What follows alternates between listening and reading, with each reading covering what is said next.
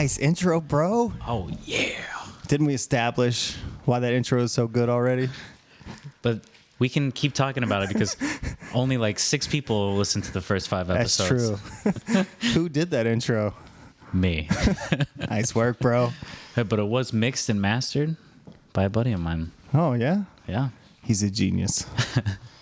So today on Forms and Focus, where we provide guided forms To that manifest radical focus. Nice, bro. Heck yeah. Where we Are focused. as boy. It's all about helping us, you and us, focus so we can accomplish our dreams. What are we talking about today, bro? Something that I think a lot of people can relate with. Clutter. Clutter. I don't know many people who are uncluttered. I think you might be one of the few that I actually know. Yeah. Most people live very cluttered lives. So today we're talking about clutter in your environment as it relates to your ability to focus. Yeah. So the first thing, we said this last podcast when we talked about where you work, your workspace, but don't underestimate how much your surroundings can influence your productivity and ability to focus. So true. We got some research, bro. In fact, here's a problem. I'm going to have to read it.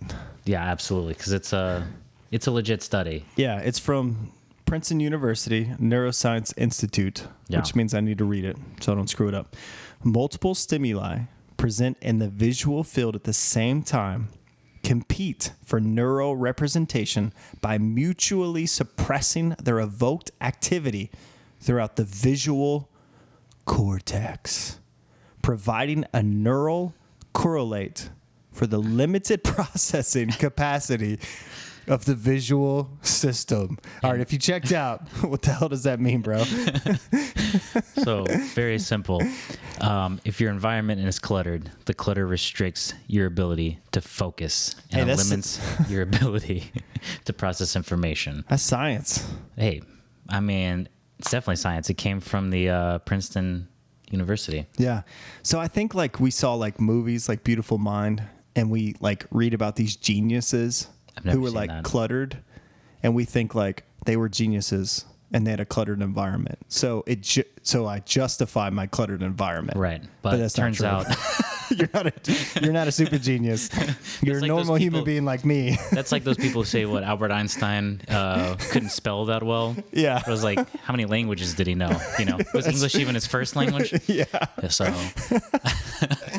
Oh my gosh. So does it actually apply to you? Probably not. Probably if you're not. just a regular person. So I read a HBR article. One international survey showed that information workers lose up to 2 hours a week fruitlessly searching for lost digital documents. I love this one. I mean, I've been there. Yeah, well, I think we've all been there. Once, you've got a couple of projects on the same computer. You've got your personal stuff, your work stuff, and then before you know it, you got like 40 folders. Oh, yeah. And they're not organized. Oh, yeah. It's funny. Like, we use like 6 core documents, but I swear I spend like at least 45 seconds to a minute and a half searching for those. And if you use Google Docs, you totally know what I'm talking about. Or at least if you use like Excel, like you're like, which Excel was the latest version? Or if you're just looking for stuff on your computer. Yeah. If you go to the downloads folder and you're looking for like, when did I download? It's like, that's when you know it's, oh my gosh, you're wasting time searching for stuff. Yeah, we've been there.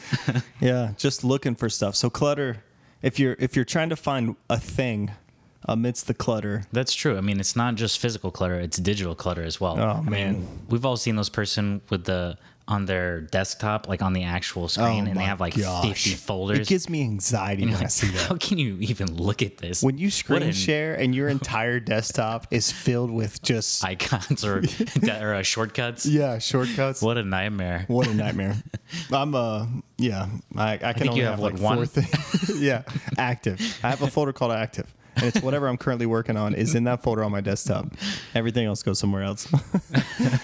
So HBR, our physical environment significantly influence our cognition, emotions, and behavior, affecting our decision making and relationships with others. Makes sense. I mean, all right, I'm not the only person. We've all been there. You're trying to get something done, and you just look around, and you're like, I need to do laundry. I need to do this. I need to do that. You're like, you can't get anything done. Yeah. It's just clutter. Oh, yeah. Dishes in the sink. Dishes in the sink. Laundry on the floor. You know, yeah.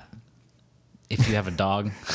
Hair everywhere. Hair everywhere. Oh, my gosh. Or whatever it is. And then you're trying to work, and all you do is look to your left, and you're like, how am I supposed to work when I can look at this? You're right, man. That compounds. We talked about in the last episode, like so much of the workforce works from home. Yeah. And in the office, you know, you had those distractions in the office, but now at home, not only do you have your business distractions of clutter, you have that intertwined with your personal clutter. Oh, yeah. Like, man, that's tough. All of a sudden you're doing laundry for an hour and you haven't been working. Yeah. Like, we just need to get this done first. Yeah. Which honestly, like, if you need to get your laundry done to make you more productive on the second half of the day, like, do laundry. I mean, do what you got to do. But yeah. So clutter really affects your focus. So I also read, I like this HBR, another HBR article, one international study. Our physical environment significantly influence. Oh, I just read that. Science at the Princeton University Neuroscience Institute have used MRI and other approaches to show that our brains like order and that constant visual reminders of disorganization drain our cognitive resources and reduce our ability to focus. it's like analysis paralysis. Yeah. There's just too much stuff. Too much. I mean, when you think about primitive humans, what was it? Yeah. Like you hunt, Water. whatever. You got to get food, water. You need shelter, Yeah. and then whatever else. You do that and you go to bed. Yeah, because you're tired. Yeah, I've thought about that before. Like I'm a like, if I don't use it, get rid of it. Yeah, 100%. Like I have little emotional connection to stuff. Mm-hmm. But the reality is, if you have a closet that's filled with just crap, every time you open that closet, it tells your brain, like, oh, I need to organize that, and those are all the things that I need to organize. It's just adding a little bit of That's energy. of weight. Yeah. You know, mentally. Yeah, mental weight. Yeah, and it just sits there. Yeah. So It's you got bills on the counter, you got crap in the closet, you got several house projects that you've committed to complete, and then right in the middle of all that, you throw everything you want to accomplish for work, and then on top of that, whatever dreams you want to accomplish. Yeah. That's tough. I know you guys are great with this. I feel like it's our family. But yeah, if you're not using it, get rid of it. Take it to Goodwill. You know, hey, I might wear this in 5 years. Yeah. Hey, I might use this in 3 years. I might lose 30 pounds next week. Not gonna Just happen. get rid of those Just pants. get rid of it. All that does is tell you that you're not adequate. Like, kill it. Yeah. Get rid of it. Just buy new ones. Yeah. Buy new stuff if you need it. Gosh. Yeah, That's if you awesome. haven't used anything in a year, 2 years, whatever it is, Yeah. certain things. But if you're reaching 5 years and you've never my touched gosh. it, just throw it in a dumpster. Yeah. Or give it to Goodwill. So one thing for the digital clutter, one thing that I do is after a year or 2 years, if I have just a ton of documents stacking up in my documents folder, Google Docs especially, I'll create a folder called Legacy, and then the previous year, and I'll just roll all that stuff in that doc. I won't worry about it. I won't do that too. organize it. I won't. Yep. I'll just roll everything I have into a Legacy doc, and then that way I can start from scratch. It's all my work stuff. I do the same thing. Yeah. With the tax, with the invoices. Yep. It's like, do I need to look at the 2019 invoices? No. But just in case. Just in case. Whatever. Throw it in that one folder. So now That's you've right. got one folder with 1,000 documents instead of 1,000 documents Yep. running amok on your computer. Yeah. And then what you've learned from organization or however you want to organize your life in this coming year, you can reset. But that way you're not throwing it away. You're not deleting it. It just goes somewhere.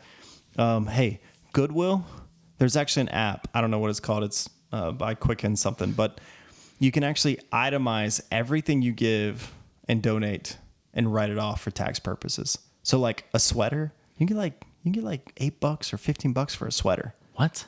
Yeah. I'm about to start donating. I know. So if you have a tax liability, I know it takes like some time. What's the maximum write-off for charities?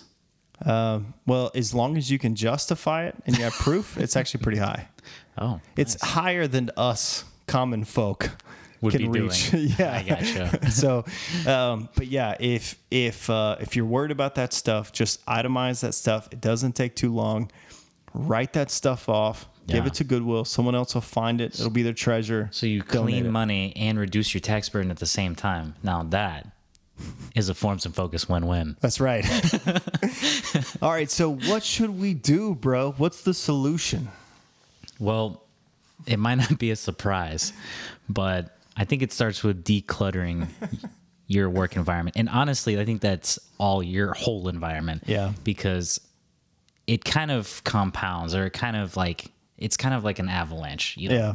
If you're really going to clean your bathroom, are you just going to stop if your room looks like trash? I don't think people do that. I don't do that. Can you clean one room if everything else looks bad or if it's cluttered?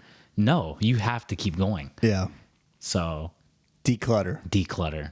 Get rid of it. When was the last time you used it? 2 years? Donate it. Gone. Yeah.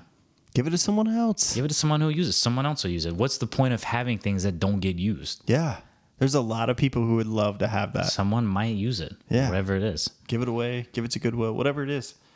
So, declutter your house, but also specifically focus on that workspace. Yeah.